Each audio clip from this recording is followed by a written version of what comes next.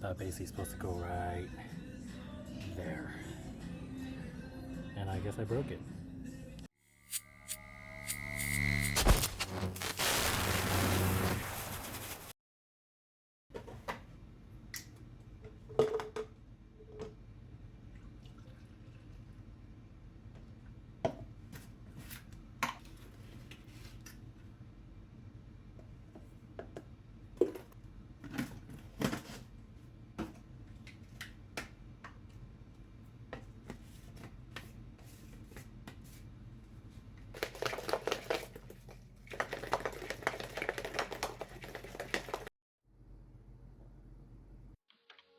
Alright, so it was back day today, and basically I worked out to my max pull-up, but before I started I just hung there for a bit just to warm things up, loosen out my back, and then if you, when you see the next clip, what I'm doing here is activation of my lats.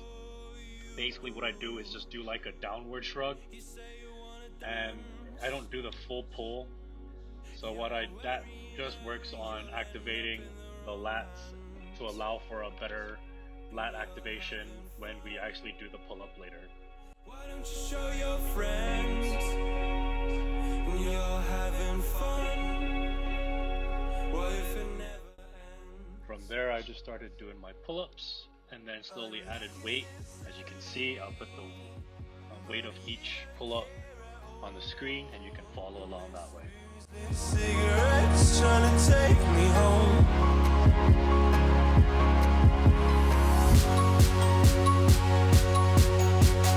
Falling in love just a million times, breaking it off, put the feeling on ice. She's as cold as December.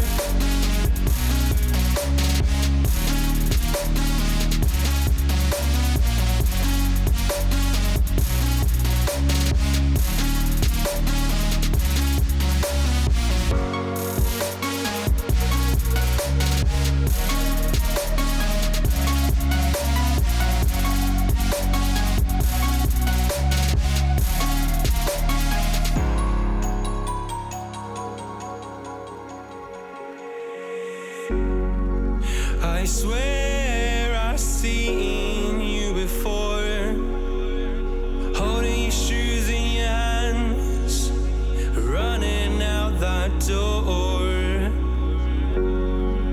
And you are nothing, but you say you wanna dance, and you're worrying, oh, you'll end up in the wrong hands.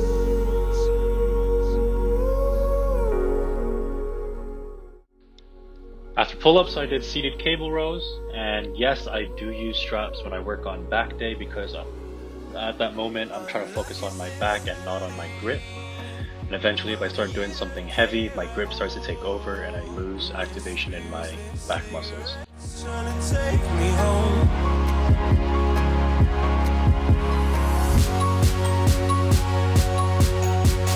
Falling in love just a million times, breaking it off, put the feeling on ice. For my last back exercise for the day, I did the Lateral hammer machine pull downs, and this just helps me to get more of a pump on my lats because that's the focus for my Tuesday back days.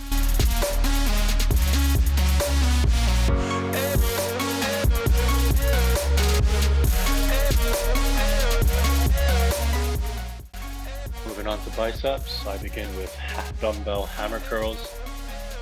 I do them decently heavy just so that I get a bit of strength in there and they get fatigued first.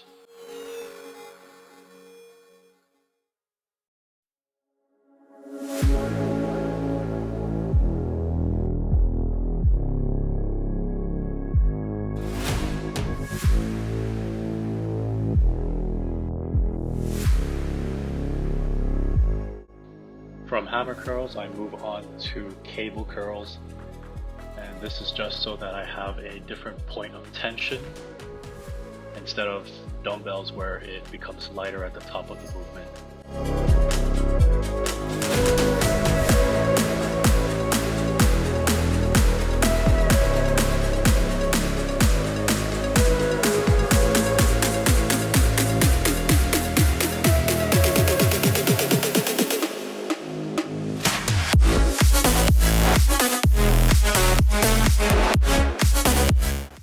last exercise for the day. I did an incline bench curl with supination. For this one, you actually go really light because once you're in that position, you're fatigued already.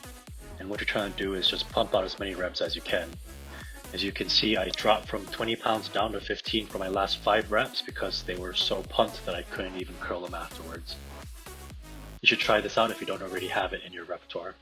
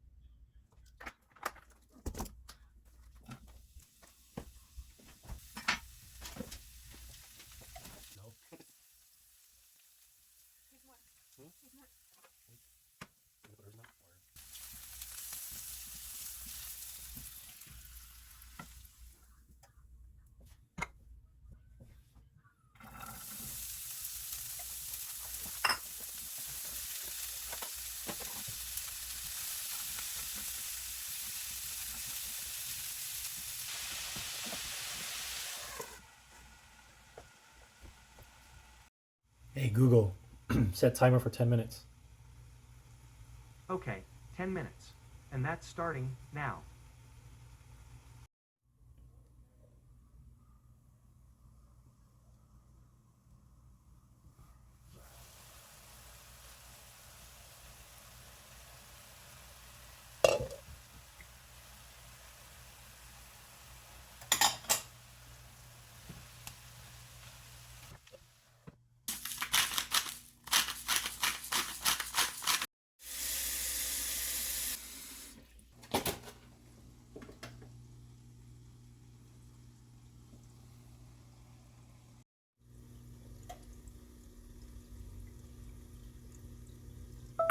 Stop.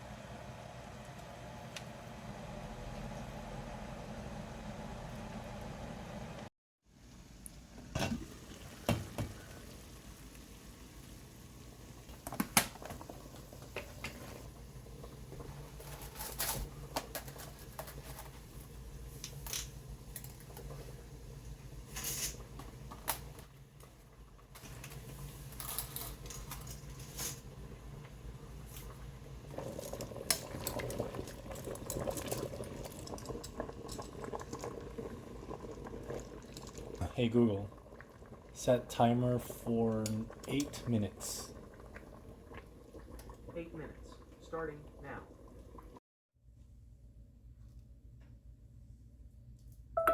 Stop.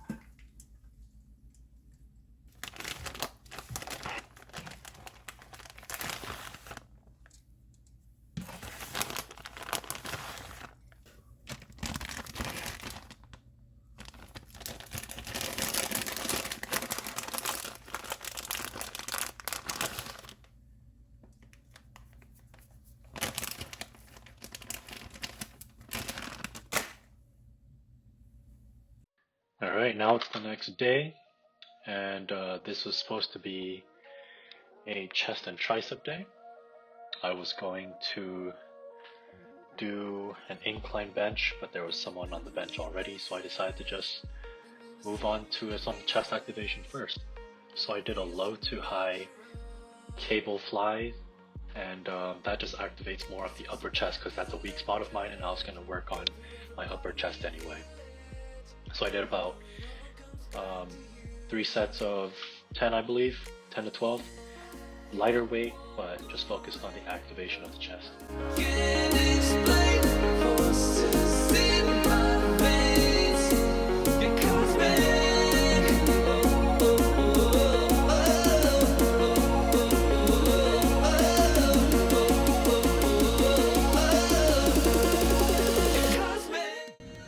Next, I moved on to an incline unilateral hammer machine. I decided to do this one because it helps me to work out my imbalances in my chest area, and I worked up to like a pretty heavy 3 sets of 5. Then my last exercise for chest was just basic flat bench press. I believe I did 3 sets of 8 I was trying to push for, but you can see that I actually failed on my last one, my last set, and I just had to stop it there because I got fatigued and had to fail in that lift.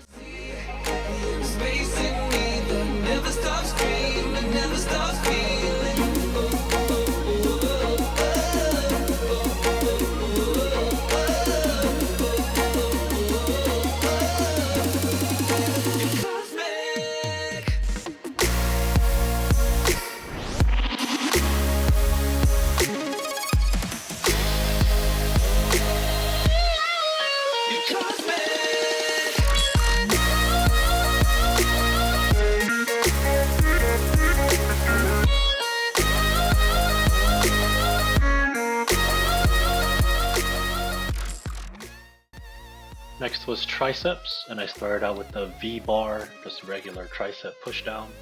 Did about 3 sets of 8, I believe they were pretty heavy, so I just grinded those out.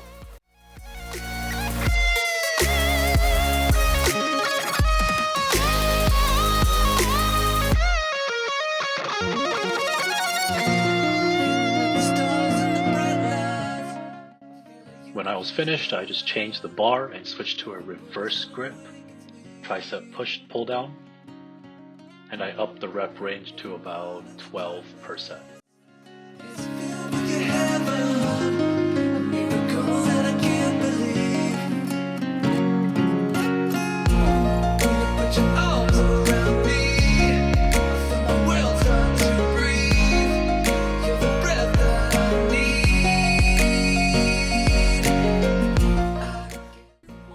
The last exercise I did was a single arm over the head cable tricep extension.